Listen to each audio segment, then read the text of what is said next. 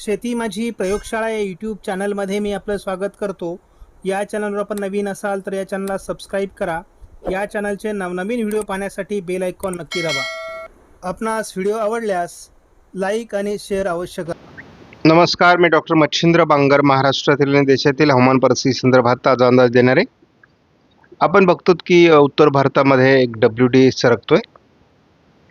त्याच वेळेस महाराष्ट्रामध्ये देखील दोन्ही समुद्रातून येत असलेले बाष्पयुक्त वारे हे स्थानिक पावसाची निर्मिती करतायत. त्यामुळे काल देखील महाराष्ट्रामध्ये बऱ्याच भागात पाऊस झालेला आहे. आपण गेल्या आठवड्यामध्ये जर महाराष्ट्राचा नकाशा बघितला तर जवळपास परभणी, हिंगोली, धाराशिव, सोलापूर आणि सांगलीच्या बऱ्याच भागात चांगल्यापैकी आठवड्यामध्ये पाऊस झालेला आहे. उर्वरित महाराष्ट्रात मात्र फारसं पावसाळी वातावरण नव्हतं. थोडं नांदेड, लातूरला हलक्या पावसाची नोंद झालेली आहे.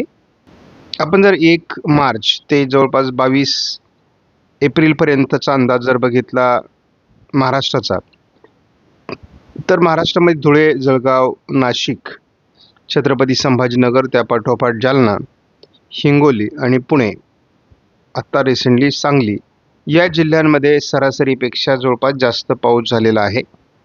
त्या पाठोपाठ नंदुरबार, सातारा, सोलापूर, लातूर, नांदेड, परभणी, बुलढाणा, वर्धा आणि नागपूर या जिल्ह्यांमध्ये झालेला आहे. बाकी ठिकाणी विशेष पावसाची नोंद झालेली नाही. भारतीय हवामान खात्याने दिलेल्या 23 तारखेचा अंदाज आपण जर बघितला तर आज मध्य महाराष्ट्र, पश्चिम महाराष्ट्र आणि मराठवाड्याच्या काही भागात गारपिटीची शक्यता व्यक्त करण्यात आलेली आहे. आणि आज विशेष म्हणजे कोस्टल भागामध्ये म्हणजे कोकण किनारपट्टीत उष्णतेची लाट दाखवण्यात आली आहे. भारतातल्या अनेक राज्यांमध्ये आपण या ठिकाणी बघतो की उष्णतेची लाट कोस्टल भागामध्ये दमट उष्ण भाग अलर्ट देण्यात आला आहे. जसं पावसाचं प्रमाण कमी होईल तशी उष्णतेची लाट वाढणार आहे. त्यामुळे भारतातल्या अनेक राज्यांमध्ये आपल्याला 24 तारखेला मोठी उष्णतेची लाट दिसणार आहे. 25 तारखेला पावसाचं प्रमाण कमी होतंय, त्यामुळे उष्णतेच्या लाटेचा भारतभर प्रभाव वाढताना दिसतोय. महाराष्ट्रासहित दक्षिणी भागामध्ये आणि दक्षिणी राज्यांमध्ये देखील पावसाचं प्रमाण राहणार आहे.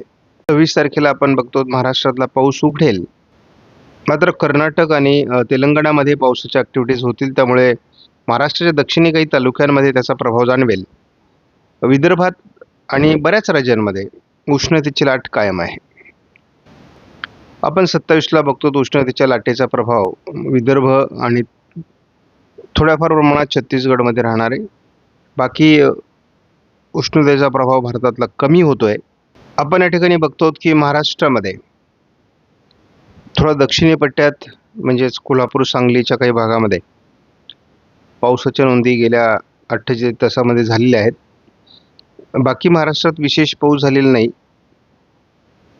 मात्र उत्तर कर्नाटक, तेलंगणाच्या काही भागातही पावसाच्या ॲक्टिव्हिटीज झालेल्या आहेत. केरळमध्ये पावसाच्या ॲक्टिव्हिटीज झाल्या आहेत. पूर्व भारतात झालेल्या आहेत. महाराष्ट्रात दोन्ही समुद्रातून येत असलेल्या बाष्पयुक्त वाऱ्यांमुळे स्थानिक पावसाचं वातावरण तयार होतंय.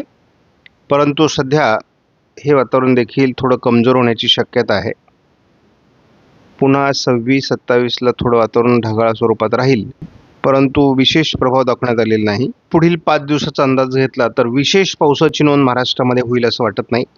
मात्र थोडं धाराशिवच्या दक्षिण भागामध्ये, सांगलीच्या दक्षिण भागामध्ये आणि सोलापूरच्या दक्षिण भागामध्ये पावसाच्या ॲक्टिव्हिटीज असू शकतात. कारण कर्नाटक आणि तेलंगणामध्ये ज्या पावसाच्या ॲक्टिव्हिटीज होणार आहेत त्यालाच लागून काही जे तालुके आहेत सांगलीचे किंवा सोलापूर आणि धाराशिवचे, या ठिकाणी पाऊस होण्याची फक्त शक्यता येत्या 5 दिवसामध्ये आहे. बाकी महाराष्ट्रात विशेष पाऊस राहणार नाही. स्थानिक वातावरण तयार झाल्यास मात्र थोडं वातावरण राहील असं GFSचा अंदाज आहे. आपण जर IFS मॉडेलचा अंदाज बघितला तर या ठिकाणी घाटमाथ्यावर थोडी ढगाळ परिस्थिती आणि सिंधुदुर्ग, कोल्हापूर या भागात थोडं वातावरण या मॉडेलने दाखवले 5 दिवसामध्ये. पुढील आयकॉन मॉडेलने वाटतं तर थोडं पावसाचं वातावरण अधिक दाखवलेलं आहे. आणि साधारणपणे जे स्थानिक वातावरण आहे हे अजून नाशिकमध्ये तयार होऊ शकतं. छत्रपती संभाजीनगर, जालना, बीड, अहिल्यानगर ज्या ठिकाणी आपण काल वातावरण बघितलेलं आहे, पुण्यामध्ये असू शकतं तुरळक स्वरूपामध्ये. आणि थोडं सोलापूर, सातारा, सांगली, कोल्हापूर आणि रत्नागिरी सिंधुदुर्गाचा पूर्व भाग या ठिकाणी थोडं वातावरण किरकोळ स्वरूपामध्ये तयार होईल. विशेष पावसाची नोंद आता या 5 दिवसामध्ये लगेचच होईल असं दिसत नाही. या आठवड्यामध्ये एक श्रीलंकेच्या आजूबाजूने कमी दाबाचं क्षेत्र विकसित होऊ शकतं आणि केरळ, तामिळनाडू, दक्षिण कर्नाटक या भागात जोरदार पाऊस देऊ शकतं असा एक अंदाज आहे. आणि साधारण 22 तारखेपासून तर 29 तारखेपर्यंत साधारणपणे या घटना घडू शकतात असा एक CFS मॉडेलचा अंदाज आहे.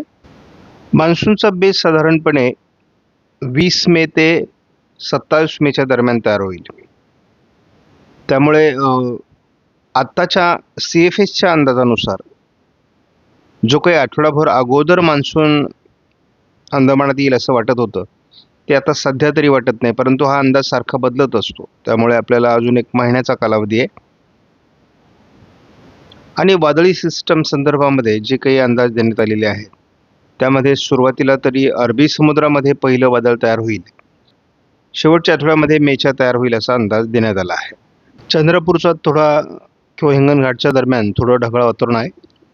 बाकी विशेष वातावरण सध्या सकाळीच ECMW मॉडेल दाखवलेलं नाही आहे. मात्र आज या मॉडेलने दिवसभरात छत्रपती संभाजीनगर, अहिल्यानगरचा पश्चिमी भाग, नाशिकचा काही भाग, पुण्याचा काही भाग, सातारा, सांगली, कोल्हापूरचा काही भाग या ठिकाणी देखील थोडं वातावरण आज राहण्याची शक्यता आहे, परंतु वातावरणात फार जोर नाही आहे. एकदम सामान्य अशा प्रकारचं स्थानिक वातावरण तयार होईल. काही ठिकाणी ज्या ठिकाणी स्थानिक वातावरण अनुकूल असेल त्या ठिकाणीच आज पावसाचा अंदाज आहे. पुढे आपण बघतो की हे वातावरण उद्या देखील स्थानिक स्वरूपात तयार होईल, परंतु खूप मोठ्या पावसाचं वातावरण सध्या नाही. स्थानिक जिथे वातावरण जुळेल त्या ठिकाणी या पट्ट्यामध्ये पाऊस होणार आहे. म्हणजे यामध्ये आता छत्रपती संभाजीनगर, नाशिक पूर्व भाग, अहिल्यानगर, बीड, जालन्याचा काही भाग आहे, पुण्याचा आहे, सातारा आहे, सांगली आहे, कोल्हापूर, सोलापूर आणि लातूर या भागामध्ये किरकोळ पावसाच्या घटना घडतील. अतिशय या ठिकाणी एक लक्षात ठेवा की सध्याचा पाऊस हा अतिशय कमी प्रमाणात आहे. म्हणजे आता पावसाचा जोर विशेष नाही आहे. स्थानिक वातावरण तयार झाल्याचंच हा पाऊस पडणार आहे आणि पावसाचा जोर देखील पुढे पुढे कमी होत जाणार आहे. आपण 27-28ला जसं बघतो की पावसाचा जोर कमी होणार आहे आणि वाऱ्याचा वेग मात्र मोठ्या प्रमाणात वाढेल असं दिसतंय. इथे मात्र आपण 2च मॉडेलला अंदाज बघतो, ECMW आणि आयकॉन. तर आयकॉन मॉडेलने देखील थोडं कोल्हापूर, सोलापूर भागामध्ये आज पावसाचा अंदाज दिलेला आहे. सांगलीच्या भागातही ढगाळ वातावरण राहील, परंतु विशेष पावसाची नोंद तशी होणार नाही. 24 तारखेला मात्र पुणे जिल्ह्यामध्ये लातूर, सोलापूर, बार्शी, करमाळा, अहिल्यानगर, सातारा, कोल्हापूर, सांगली भागात थोडं वातावरण स्थानिक राहण्याची शक्यता आहे, परंतु मोठ्या पावसाचं वातावरण सध्या कुठे दाखवलं जात नाही. स्थानिक पोषकता निर्माण झाल्यास गारपीट आणि हलक्या स्वरूपाचा पाऊस काही ठिकाणी होऊ शकतो. कुठलेही मॉडेल सध्या तरी मोठ्या प्रकाराचा पाऊस या ठिकाणी दाखवत नाही. 24, 25, 26 फारसं वातावरण नाही, ढगाळ वातावरण मात्र या भागात राहील. कोल्हापूर, सोलापूरच्या काही भागामध्ये, म्हणजे महाराष्ट्राच्या दक्षिणी भागात थोडं वातावरण राहील 28 पर्यंत. विशेष पुढे वातावरण नाही आहे. आज दुपारी 2 वाजता जर आपण अंदाज घेतला तर आपल्याला सर्वाधिक तापमान हे चंद्रपूरमध्ये 42° दिसते आणि किमान तापमान हे मुंबईला 35° किंवा रत्नागिरीला 32° दिसतंय. चंद्रपूर आणि गडचिरोलीला 42° आपल्याला तापमान पुढील 48 तासामध्ये 24 तारखेला दिसणार आहे. तर सर्वाधिक तापमान जरी पूर्व विदर्भात असलं तरी सर्वात कमी हे दक्षिण कोकणामध्ये रत्नागिरीत 32° तापमान दिसतंय. त्यामुळे जसं पावसाचं प्रमाण कमी होईल तसं तापमान वाढण्याची देखील शक्यता आहे. 25 तारखेपासून पुढे तापमान अधिक वाढण्याची शक्यता आहे. आपण बघतो की साधारण गडचिरोलीमध्ये 43° तापमान असण्याची शक्यता आहे आणि महाराष्ट्रातल्या बहुतांश जिल्ह्यात 40 पार तापमान असणार आहे. त्यामुळे काळजी घ्या. उरलेला एप्रिल महिना असेल किंवा मे महिना असेल हे उष्णतेचे महिने आहेत. पावसाचं प्रमाण जर राहिलं, गारपीट झाली तर उष्णता कंट्रोलमध्ये राहील.